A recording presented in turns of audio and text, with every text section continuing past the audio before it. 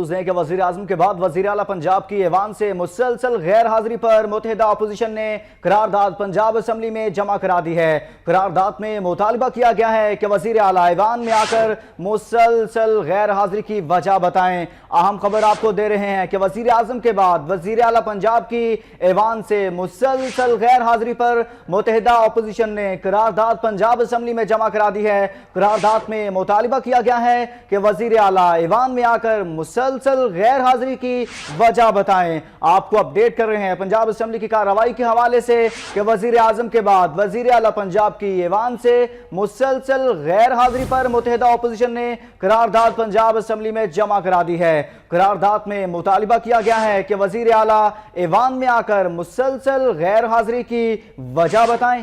جی ہاں، وزیر اعظم کے بعد وزیر اعلیٰ پنجاب میاں شہباز شریف کی ایوان سے مسلسل غیر حاضری پر متحدہ اپوزیشن نے قرارداد پنجاب اسمبلی میں جمع کرا دی ہے اور قرارداد میں یہ مطالبہ کیا گیا ہے کہ وزیر اعلیٰ ایوان میں آ کر مسلسل غیر حاضری کی وجہ بیان کریں۔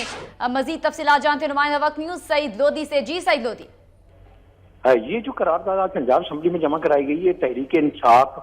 مسلم لیگ کا، پیپلز پارٹی اور جماعت اسلامی کی جانب سے جمع کروائی گئی ہے، جس میں مطالبہ کیا گیا ہے کہ وزیر اعظم کی طرح جو ہے وزیر اعلیٰ جو ہے عرصہ دراز سے جو ہے ایوان کے اجلاس میں نہیں آئے